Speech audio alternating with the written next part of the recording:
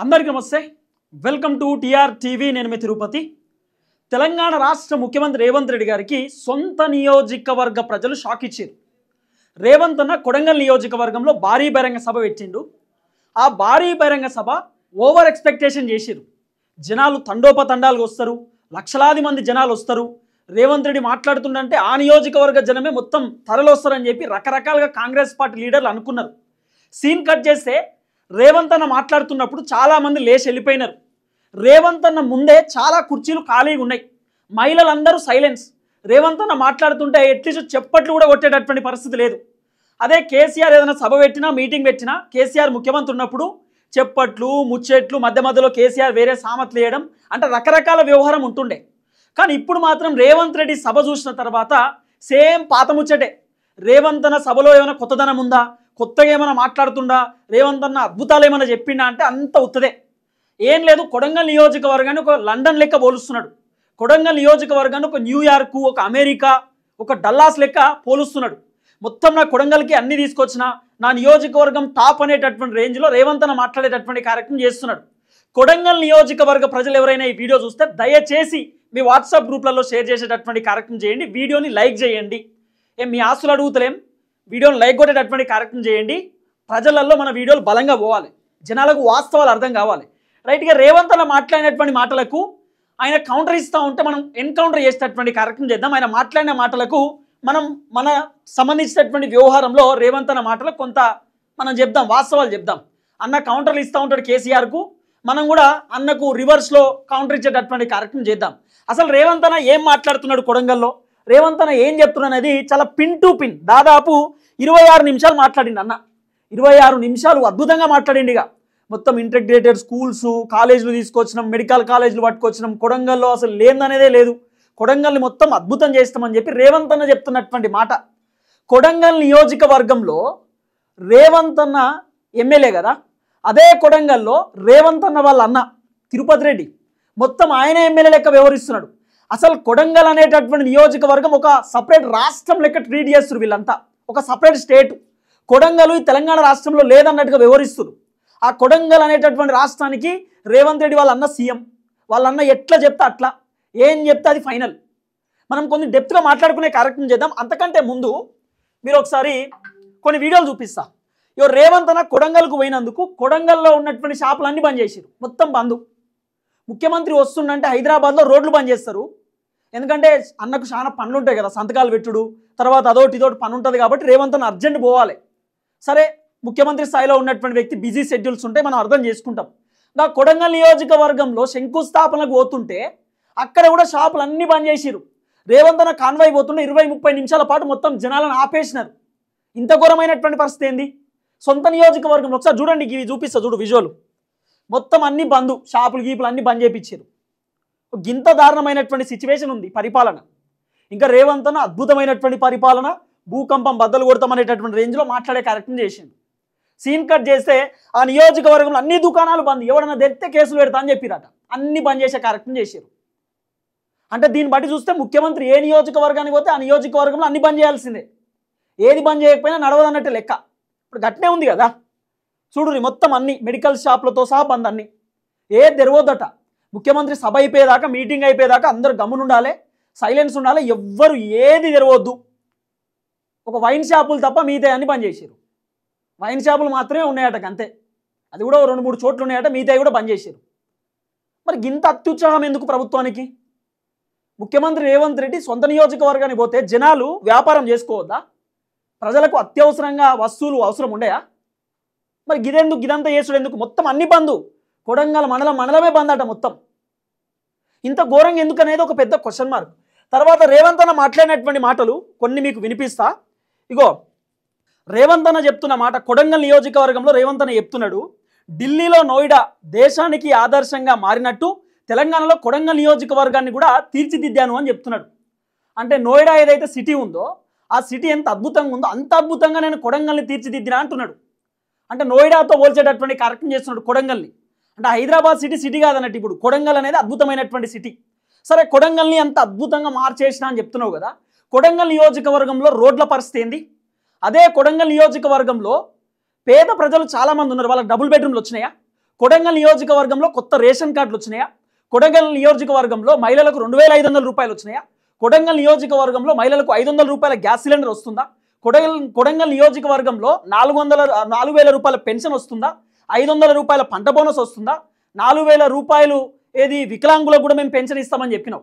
నిరుద్యోగులకు నిరుద్యోగ భృతి ఇస్తా అని చెప్పినాం. మరి కొడంగల్ నియోజకవర్గంలో 6 గ్యారెంటీలు అన్నీ వస్తున్నాయా? 420 హామీలు అన్నీ వస్తున్నాయా? కొడంగల్ని అద్భుతం చేసేసిన, లండన్ డల్లాస్ చేసిన, అమెరికా చేసిన అంటున్నాడు కదా. మరి ఇవన్నీ రావాలి కొడంగల్లో. రేవంత్ అన్న సొంత నియోజకవర్గం, మంచి అవకాశం వచ్చింది, ముఖ్యమంత్రి అయిండు. మరి ఆ నియోజకవర్గాన్ని ఆయన మంచిగా తీర్చిదిద్దుకోవాల్సినటువంటి బాధ్యత ఉంటుంది. మాటలకే పరిమితమా లేకపోతే ఇంకేమైనా చేస్తాడా అనేది ఇప్పుడు పెద్ద క్వశ్చన్ మార్క్. ఎంతసేపు నేను అద్భుతం చేసిన, నోయిడా సిటీలకి ఇక్కడ తీర్చిదిద్దినా అని చెప్తున్నావు కదా. మరి అట్లా తీర్చిదిద్దినప్పుడు అన్నీ వచ్చినాయి అనేది చెప్పాలి. డబుల్ బెడ్రూమ్ ఎంతమందికి ఇచ్చినావో చెప్పాలి, ఎంత రోడ్లు వేసినావో చెప్పాలి, ఎన్ని స్కూళ్ళు కట్టించినావు, ఎన్ని కాలేజీలు కట్టించినావు, లేకపోతే ఎన్ని హాస్పిటల్స్ కట్టించినావు, అవన్నీ కూడా లెక్క తీయాలా. మేము అన్నీ చేసినామని చెప్పి శంకుస్థాపనలు చేసేటటువంటి కార్యక్రమం చేస్తున్నారు. శంకుస్థాపనల వరకే పరిమితం అయితే ఏమైనా కట్టే అవకాశం ఉందా అనేది కూడా చెప్పాలి. రేవంత్ అన్న మాట్లాడినటువంటి మాటలు ఒకసారి వినండి. ఇప్పుడు నోయిడా లెక్క చేసిన అన్నప్పుడు జనాలు కూడా రియాక్షన్ ఇవ్వాలి కదా. అబ్బా మా రేవంత్ అన్న అద్భుతంగా చెప్తుండు, సూపర్, మా కొడంగల్ని మొత్తం అద్భుతం చేసిందని చెప్పి చెప్పట్లు కొట్టాలి కదా. జనాల రియాక్షన్ చూడుర్రి ఎట్లుందో. అబ్బా మంచిగానే చెప్తున్నావు అన్నట్టు చూస్తున్నారు, చూడుర్రి. ఎట్లయితే ఢిల్లీ పక్కన నోయిడా ఉందో, ఆ నోయిడా ఈ దేశానికి ఆదర్శమైన పరిశ్రమలకు వేదిక అయిందో, ఈనాడు తెలంగాణకు నోయిడాగా కొడంగల్ నియోజకవర్గాన్ని ఎట్లయితే ఢిల్లీ పక్కన నోయిడా ఉందో, ఆ నోయిడా ఈ దేశానికి ఆదర్శమైన పరిశ్రమలకు వేదిక అయిందో, ఈనాడు తెలంగాణకు నోయిడాగా కొడంగల్ నియోజకవర్గాన్ని తీర్చిదిద్ది లగర్చర్ల పారిశ్రామిక వాడను అంతర్జాతీయ గుర్తింపు తీసుకొచ్చే విధంగా మా రైతులు, మా పిల్లల జీవితాలలో ఉద్యోగాలు ఇప్పించి వాళ్ళకు విద్యనే కాదు మా పరిశ్రమల్లో ఉద్యోగాలు ఇచ్చే విధంగా ప్రణాళికలు ఈరోజు చేపడుతున్నాం. ఇవి చేపడుతుండట. మరి అవి ఇప్పటిదాకా అయితే తెలియదు కానీ మొత్తానికి చేపట్టేటటువంటి కార్యక్రమం చేస్తున్నాడు రేవంత్ అన్న. ఇంకోటి ఏంటంటే ఉద్యోగాలు ఇస్తాం, తర్వాత అద్భుతంగా తీర్చిదిద్దాం అనేటటువంటి మాట కూడా చెప్తున్నాడు. తర్వాత రైతులకు సంబంధించినటువంటి అంశాన్ని రేవంత్ అన్న తెరపైకి తీసుకొచ్చిండు. ఇప్పుడు BRS party working president KTR ఒక ప్రెస్ మీట్ పెట్టిండు. ఆ ప్రెస్ మీట్లో గతంలో ఆయన మాట్లాడినటువంటి మాటలు సోషల్ మీడియాలో విపరీతంగా వైరల్ అయినాయి. ఆయన ఏం చెప్పిండు, రేవంత్ రెడ్డి సొంత కొడంగల్ నియోజకవర్గంలో దాదాపు 600-700 మంది రైతులకు రైతు భరోసా రాలేదని చెప్పిండు. మరి ఇప్పటిదాకా కూడా చాలా మందికి రైతు భరోసా రాలే. ఇప్పుడు రైతులు చాలా అద్భుతంగా ఉన్నారన్న మాట చెప్తున్నారు కదా. మరి రైతు భరోసా ఎందుకు ఇస్తలేరు? కౌలు రైతులకు పైసలు ఎందుకు ఇస్తలేరు? రైతులకు మొన్నటిదాకా యూరియా బత్తాలు ఎటుపోయినా ఎందుకు రాలేదు? మరి ఇవన్నిటిపైన కూడా సమాధానం చెప్పాల్సిన బాధ్యత రేవంత్ అన్నకు ఉంటుంది. ఇప్పుడు కొడంగల్ అట నోయిడా లెక్కుందట, ఉందా లేదా అనేది మీరు కామెంట్ పెట్టుర్రు. ఎంత అద్భుతంగా ఉంది కొడంగల్ అనేది. నేనేమంటున్నా, కొడంగల్ నియోజకవర్గం అభివృద్ధి చెందాలి, దాంట్లో వేరే ఆప్షన్ లేదు. తర్వాత ముఖ్యమంత్రి సొంత నియోజకవర్గం, ముఖ్యమంత్రి హోదాలో ఉన్నటువంటి వ్యక్తి తన నియోజకవర్గాన్ని తను అద్భుతంగా చేసుకోవచ్చు, ఓకే, ఆయనకు అవకాశం వచ్చింది, చేయవచ్చు. కానీ మరి కొడంగల్ ఎంతవరకు అభివృద్ధి అయింది? ఇప్పుడు కాంగ్రెస్ అధికారంలోకి వచ్చి దాదాపు 2.5 సంవత్సరాలు అవుతుంది కదా. మరి ఈ 2.5 సంవత్సరాలలో ఏం అభివృద్ధి అయింది అనేది సమాజానికి తెలవాలి కదా. ఈ సమాజానికి చెప్పాలి కదా రేవంత్ అన్న. ఎంతసేపు అది చేసినాం ఇది చేసినాం అని చెప్పి మాట్లాడే కార్యక్రమం చేస్తున్నారు తప్ప ఏం జరిగిందో రియాలిటీ చెప్పండి. గ్రౌండ్ రియాలిటీ తెలుసుకోండి ఒకసారి. కొడంగల్ నియోజకవర్గ ప్రజలు ఏం చెప్తారో తెలుసుకోండి. ఇంకొన్న వీడియోలు అన్న మాట్లాడినటువంటి మాటలు ఇది కూడా చూడాలి. ఈనాడు నా కాన్స్టిట్యున్సీకి మెడికల్ కాలేజ్ తీసుకొచ్చుకున్నాం, వెటర్నరీ కాలేజ్ తీసుకొచ్చుకున్నాం. ఈనాడు నా కాన్స్టిట్యున్సీకి మెడికల్ కాలేజ్ తీసుకొచ్చుకున్నాం, వెటర్నరీ కాలేజ్ తీసుకొచ్చుకున్నాం, అగ్రికల్చర్ కాలేజ్ తీసుకొచ్చుకున్నాం, పారామెడికల్ కాలేజ్ తీసుకొచ్చుకున్నాం, నర్సింగ్ కాలేజ్ తీసుకొచ్చుకున్నాం, ఫిజియోథెరపీ కాలేజ్ తీసుకొచ్చుకున్నాం, ఇంజనీరింగ్ కాలేజ్ తీసుకొచ్చుకున్నాం, ఐటీఐ తీసుకొచ్చుకున్నాం, ఏటీసీలను తీసుకొచ్చుకున్నాం, జూనియర్ కాలేజీలను తీసుకొచ్చుకున్నాం, డిగ్రీ కాలేజీలను తీసుకొచ్చుకున్నాం. అదే విధంగా ఈ రాష్ట్రంలో లేని సైనిక్ స్కూల్ ని రాష్ట్రం మొత్తం మీద ఒకే ఒక్క సైనిక్ స్కూల్ ఉంటే ఆ సైనిక్ స్కూల్ ఈనాడు కొడంగల్లో ప్రారంభించుకోబోతున్నాం. ఇది మా ఎడ్యుకేషన్ పాలసీ. సైలెన్స్, ఎవరు మాట్లాడే పరిస్థితి లేదు. అన్ని కుర్చీలు ఖాళీగా ఉంటాయి ముంగట అంతా. చాలా మంది జనం వచ్చిపోయిర్రట. రేవంత్ అన్న లేట్ వచ్చేసరికి కొంతమంది వెయ్యిర్రు. తర్వాత పక్కన ఉన్నటువంటి నియోజకవర్గాల్లో ఉన్న జనాలను కూడా పట్టుకొచ్చారు. నాట్ ఓన్లీ కొడంగల్ కాన్స్టిట్యున్సీ, పక్కన ఎవరైనా ఉంటారు కదా జనాలు, వాళ్ళని కూడా తీసుకొచ్చారు. ఎక్కడెక్కడ నుండో చాలామంది వచ్చారు. సరే మరి డబ్బులు ఇచ్చిరా ఏం చేసిరో అదంతా సెకండరీ, కానీ మొత్తానికి జనాలను కొంతమందిని అయితే పట్టుకొచ్చారు. పట్టుకొచ్చి పెద్ద ఎత్తున మాట్లాడేటటువంటి కార్యక్రమం చేసిండు. ఒక ముఖ్యమంత్రి మీటింగ్ పెడుతున్నాడు సొంత నియోజకవర్గంలో అంటే మినిమం ఒక 2-3 లక్షల మంది జనాలు రావాలి. కానీ ఇక్కడ మరి లెక్క పెడితే 10,000 మంది జనాలు ఉన్నారో లేదో. కానీ రేవంత్ అన్న అద్భుతాలు మాట్లాడేటటువంటి కార్యక్రమం చేసిండు. ఇప్పుడు విన్నారు కదా, పట్టుకరాని ఏం లేదట, అన్ని పట్టుకొచ్చినట్టు, అన్ని కాలేజీలు పట్టుకొచ్చిండు, ఉద్యోగాలు కూడా ఇప్పుడు టకాటకా ఇవ్వడానికి రెడీగా ఉన్నాడు అన్న. నేనేమంటున్నా, ఉన్నది చెప్పాలి కదా. కానీ రేవంత్ అన్న మాత్రం అన్నీ చేసేసాం అనేటటువంటి విధంగా మాట్లాడే కార్యక్రమం చేస్తున్నాడు. ఇప్పుడు చేసింది శంకుస్థాపనలే. శంకుస్థాపనలు చేసి అన్నీ తీసుకొచ్చినామంటే ఎట్లా? అన్నీ కట్టిన తర్వాత, అంత రెడీ పెట్టిన తర్వాత ఈ నియోజకవర్గాన్ని ఇంత అభివృద్ధి చేసినా, ఇంత అద్భుతం చేసినా అంటే జనాలు కూడా నమ్మనికి యాక్సెప్టబుల్ ఉంటుంది. కానీ రేవంత్ అన్నకి సంబంధించినటువంటి వర్షన్ ఇట్లా దాదాపు 3-4 లక్షల కోట్ల రూపాయలు అప్పు చేసి పెట్టిరు ఇప్పటిదాకా, మొత్తం అప్పులే. మరి అప్పులు ఏం చేసిరు అన్న అంటే సమాధానం వచ్చేటటువంటి పరిస్థితి లేదు. ఇష్టానుసారంగా మాట్లాడే కార్యక్రమం చేస్తున్నారు. కాంగ్రెస్ పార్టీ లీడర్లు కూడా గమ్మత్ తయారయ్యారు. రేవంత్ అన్న అద్భుతం, రేవంత్ అన్న అసలు ఒక భూకంపం, రేవంత్ అన్న లాంటి గొప్ప నాయకుడు మళ్ళీ పుట్టడు, అద్భుతమైనటువంటి వ్యక్తి అని చెప్పి పొగడ్తలతో ముంచెచ్చేటటువంటి కార్యక్రమం చేస్తున్నారు. మొత్తం పొగడ్తలే. కాంగ్రెస్ పార్టీ లీడర్లు అయితే ఇక మామూలు పొగడ్తలు కాదు, ఏమైనా పదవుల కోసమో లేకపోతే మీ చల్లని చూపులు మా పైన ఉండాలనేటటువంటి ఆలోచనతోటి ఏమో కానీ అంత గమ్మటి కథ ఉన్నది. తర్వాత ఇంకో మాట చెప్పింది, ఇది కూడా ఇనుర్రి. ఈరోజు ఈ ప్రాంతంలో 70 సంవత్సరాలుగా సమస్యలు పరిష్కారం కాకపోను, 70 సంవత్సరాల నుంచి ప్రజలు ఎదురు చూసిన రోజులను గుర్తు చేసుకొని వాటన్నిటిని పరిష్కరించడానికి నాతో పాటు ఉమ్మడి మహబూబ్ నగర్ ఇన్ఛార్జ్ మంత్రివర్యులు విన్నారా? ఉన్నదా వీడియో? అయిపోయిందా? ఈరోజు ఈ ప్రాంతంలో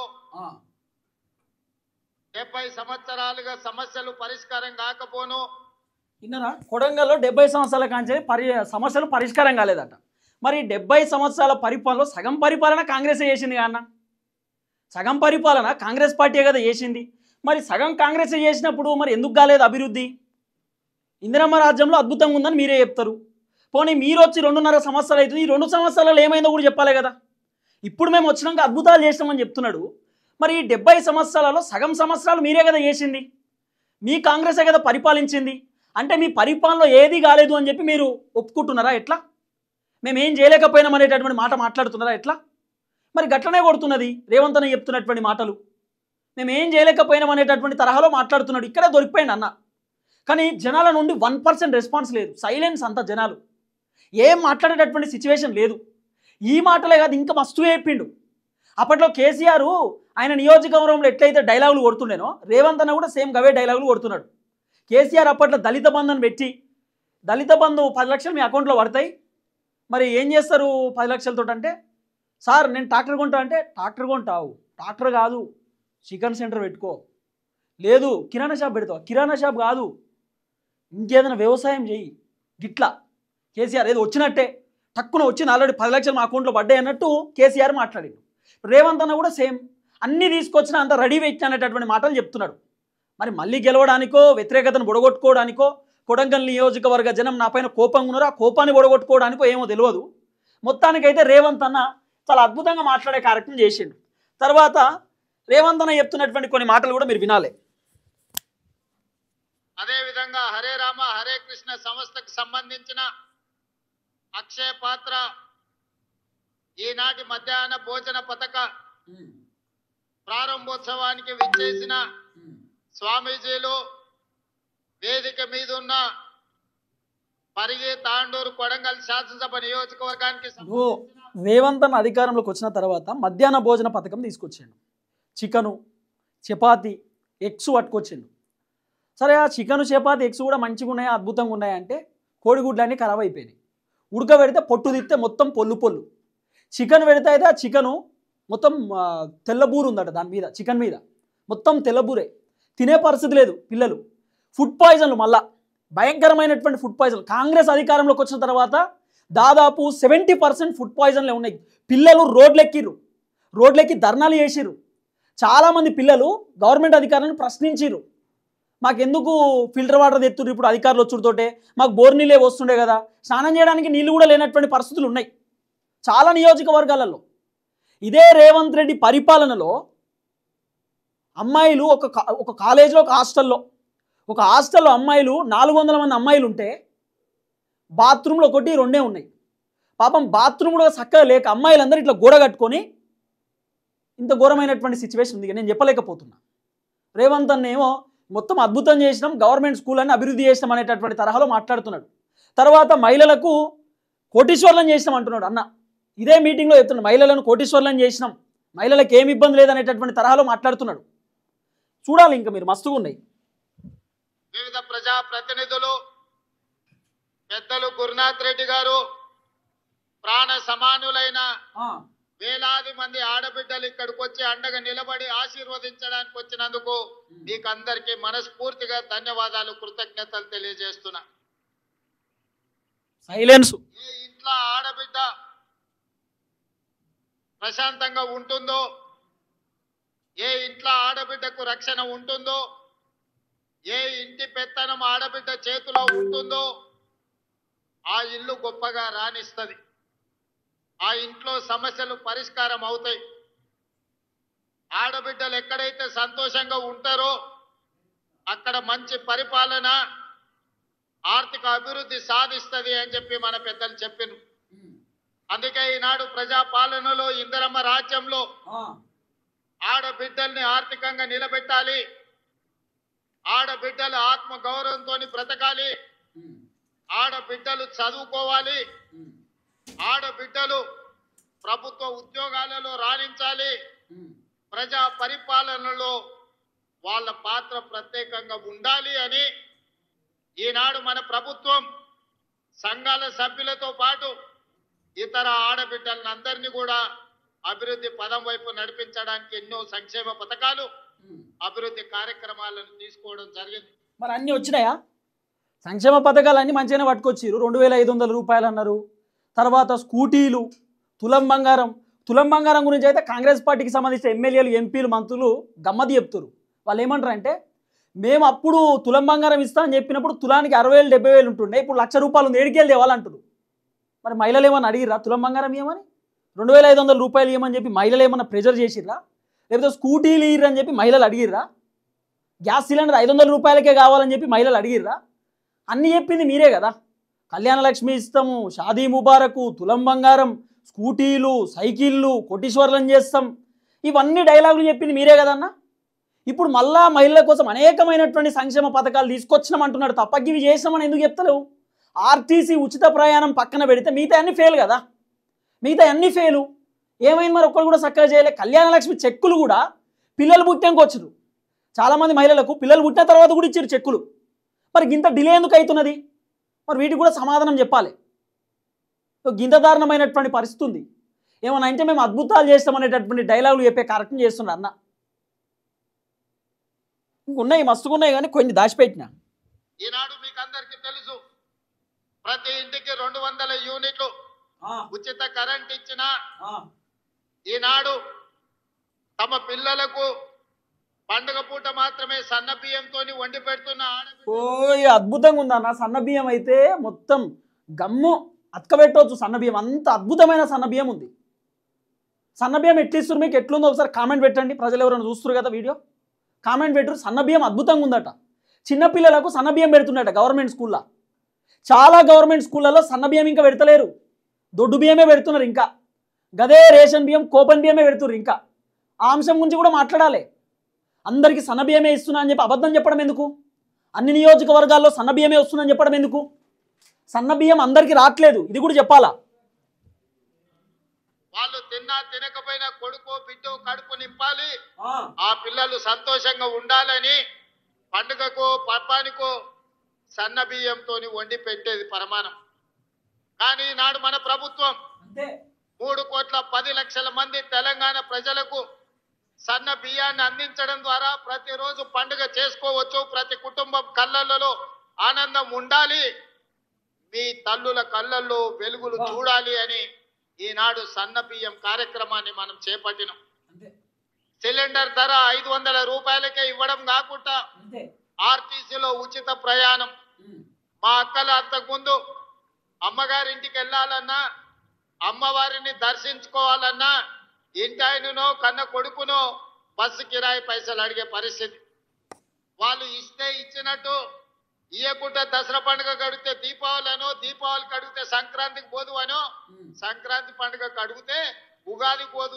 మీరు మొత్తం ఇనుర్రి, మొత్తం ఇంటి అర్థమవుతుంది ఆయన ఏమేం చేసినో చెప్తాడు అన్న. కానీ ఈనాడు మా అక్కలు ఇంటి ఆయన పొలం కాడికి పని మీద పోతే మళ్ళీ వచ్చే లోపల అమ్మగారింటికి పోయి అమ్మని చూసి అమ్మ కష్ట సుఖాలు చూసి మళ్ళా ఎప్పట్లాగా ఇంటికి వచ్చే పరిస్థితి. ఎక్కడ చెయ్యి చూపిస్తే అక్కడ బస్సు ఆపే రోజులు ఈ రోజు వచ్చినాయి. ఆపుతలేరు. ఈ 2 ఏళ్లలో మీ తమ్ముడు ముఖ్యమంత్రి అయినాక మా అక్కలు నేను అడుగుతున్నా, ఎవరన్నా బస్సులో మీకు టికెట్ కు పైసలు అడిగినరా? అక్క ఎవరైనా అడిగినరా? ఎవరైనా పైసలు ఇచ్చిర్రా? టికెట్ కొనుక్కోనికి ₹1 నన్ను అడిగినరా? ఇవాళ బాజాబ్తా మీరు ఎవరు మాట్లాడతలేరు, సైలెన్స్. బస్ ఎక్కితే మీ ముందర రూపాయి కెమెరా కూడా తిప్పుతలేరు వెనుకకు, ఆడ రియాక్షన్ లేదు కదా. ఇవాళ బస్సులలో ఉచిత ప్రయాణమే కాదు, మా సంఘాల సభ్యులకు వ్యాపారాన్ని అందించాలి, ఆర్థికంగా నిలబెట్టాలని ఈనాడు 1000 ఆర్టీసీ బస్సులు మా సంఘాలకు యజమానులు చేసినాం. ఇప్పుడే మా మద్దూరు సంఘానికి ఆర్టీసీ బస్సు కొనిచ్చి ప్రారంభోత్సవం చేసి మద్దూరు మండల ఆడబిడ్డల్ని బస్సులకు యజమానులను చేసినాం.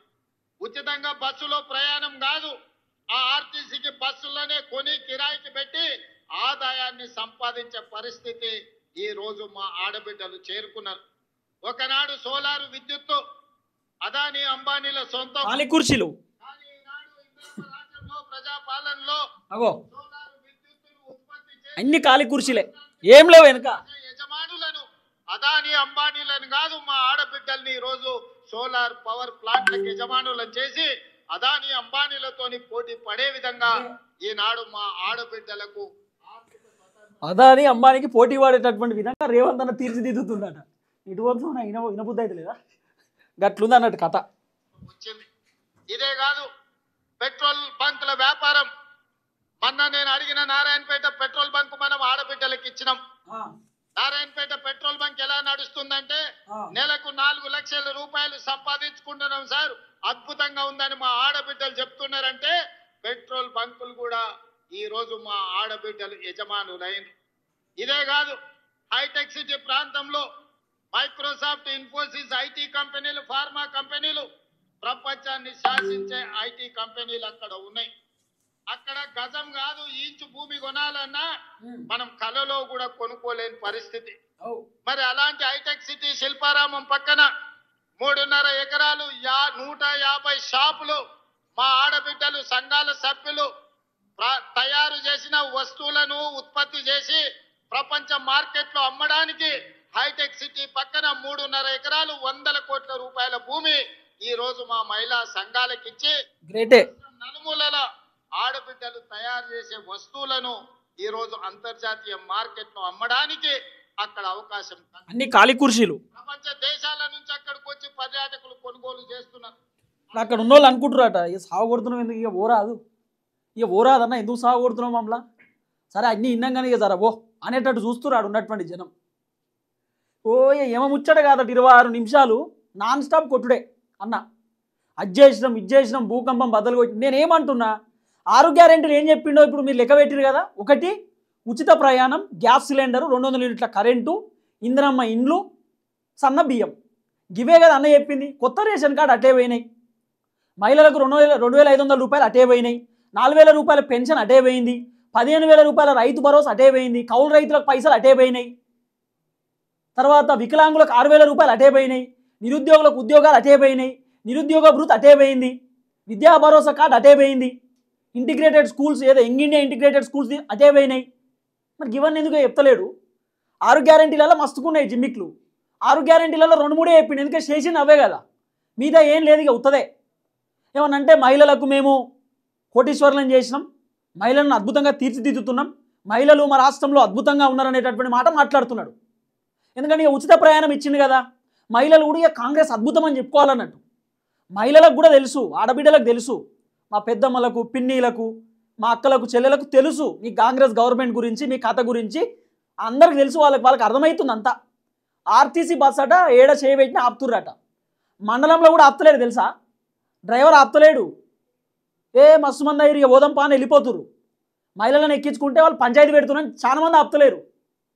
కొంతమంది ఉచిత ప్రయాణం తీసేయాలని చెప్తుర్రు, కొట్లాడుకుంటారు, పంచాయతీ పెట్టుకుంటారు అని చెప్పి రకరకాల ఎలిగేషన్స్ ఉన్నాయి, పంచాయతీ నడుస్తున్నాయి. కానీ అన్న మాత్రం ఎంతసేపు తయారు చేసే ఉత్పత్తి వస్తువులను అంటే పిల్లలు చదువుకోవాలి. అందుకే మా అక్కలకు ఒక మాట చెప్పదలుచుకున్నా. చెప్పన్నా అక్క, ఈనాడు ఇండ్లు కట్టించినా భూములు ఇచ్చినా మీకు పండుగ పూట చీర పెట్టినా సారె పెట్టినా మీ సమస్యలకు శాశ్వత పరిష్కారం ఎవరు ఇంటలేరు. అందుకే ఈనాడు ఎడ్యుకేషన్ అండ్ ఇరిగేషన్ మన ఆర్థిక పరిస్థితిని బాగు చేయడానికి నేను ఒక విషయం చెప్తా. కొడంగల్ నియోజకవర్గంలో రేవంత్ అన్న సభ పెడితే మహిళా సంఘాలు ఉంటారు కదా విలేజ్లో మహిళా సంఘాలు వచ్చిరట. మొత్తం వాళ్ళే వచ్చారు. సామాన్య జనం చాలా తక్కువ మంది వచ్చారు. రైతులైతే ఆయనతో రాలేదట. కొడంగల్ రైతులు రాలేదట. మస్తు తింటున్నాం పో ఫోన్లా, మస్తు తింటున్నాం పోరి రామ్ అని అన్నారట. బస్సులు పెట్టిరట, కార్లలో ఎక్కించుకొని తీసుకొచ్చిరట. అయినా రాలేదట జనం. రాము కానీ పోరి, మస్తు తిన్నాం కానీ పోరి అని చెప్పి. గిట్లుంది కథ. ఇక 26 నిమిషాలు మీరు ఇంటే మీకు బోర్ కొడుతుంది. ఆల్రెడీ నాకు తెలిసి 30 నిమిషాలు వచ్చినట్టుంది వీడియో. కానీ ఏమన్నా చూడు, మన జీవితాలలో వెలుగును నింపడానికి ఈనాడు మన రాష్ట్ర ప్రభుత్వం కంకణం కట్టుకున్నది. దానికి ఒక ప్రయోగశాలగా కొడంగల్ నియోజకవర్గాన్ని